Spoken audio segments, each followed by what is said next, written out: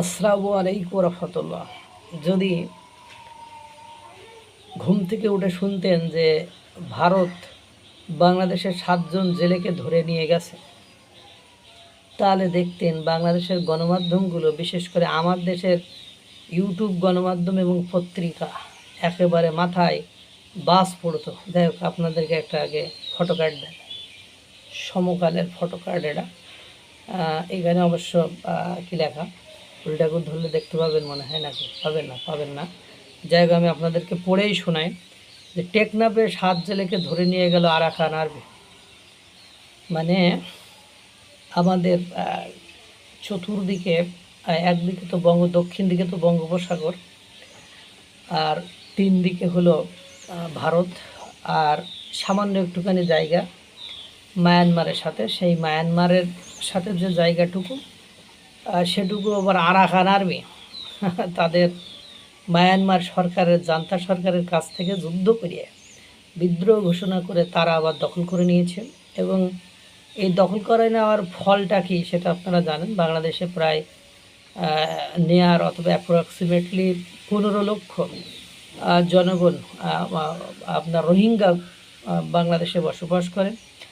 গতকালকেও একটা ভিডিও দেখতেছিলাম, তারা কিভাবে স্থানীয়দের ব্যবসা খেয়ে দিচ্ছে, বা তারা ব্যবসা করেছে, মাটি টাটি কীভাবে কেটে গাছ বন ঝোপঝাড় কীভাবে উজাড় করে ফেলছে, সেগুলো কালকে একটা ভিডিওতে দেখছিলাম। এবার পাশাপাশি আরাকান আর্মিরা বাংলাদেশের সীমান্তবর্তী অঞ্চলে বিভিন্ন সময় অস্ত্রশস্ত্র নিয়ে এসে মহড়া দেয়, যুদ্ধ পরিচালনা করে, গুলি করে, মাইন পুঁতে রেখে যায়। সেই মাইনে পা রেখে বাংলাদেশের শিশু সন্তান পর্যন্ত উড়ে যায়। এবং আপনারা দেখবেন প্রায় যখন বাংলাদেশের জেলেরা মাছ ধরতে যায় টেকনাফের নাফসু নদীতে, তখন সেখান থেকে এই আরাকান আর্মিরা বাংলাদেশের এই জেলেদেরকে এর আগেও দেখা গেছে 20, 30, 40 জনকে তুলে নিয়ে যেতে এবং মুক্তিপণ বা যে কোনো পলিসিতে কেমনে কী করে ছেড়ে ছুড়ে দেয়, এটা আমরা দেখেছি, বা এটা নিয়ে তেমন কথাও কেউ বলে না। এখন দেখলেন এটা ভারত হইলে অগ্নিগর্ভ হয়ে যেত, ভারত হইলে এটা আগুন জ্বলে যাইতো। কতবার যে এরকম হচ্ছে সেটা নিয়ে বাংলাদেশের সরকারের পক্ষ থেকে কোনো বিবৃতি বা প্রশাসনের পক্ষ থেকে কোনো শক্ত এবং কড়া পদক্ষেপ আমরা এগুলো দেখি না।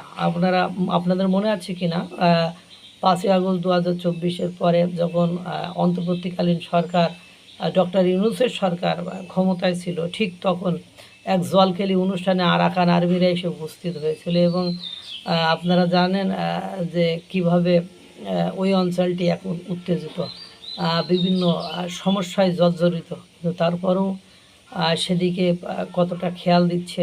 এখন তো ঘাস খেয়ে হলেও ভারতের বিরুদ্ধে যুদ্ধ করতে অস্ত্র বানাইতেই বাঙালি, তোমরা ঘাস খেয়ে, মানে বলছে তোমরা ঘাস খেয়ে হলেও অস্ত্র বানাও। ও ঘাস খাবে না, ও কিন্তু বলি নাই যে তোমরা, মানে আমরা ঘাস খেয়ে হলে অস্ত্র বানাবো একথা বলি নাই, ও বলছে তোমরা ঘাস খেয়ে হলেও অস্ত্র বানাও।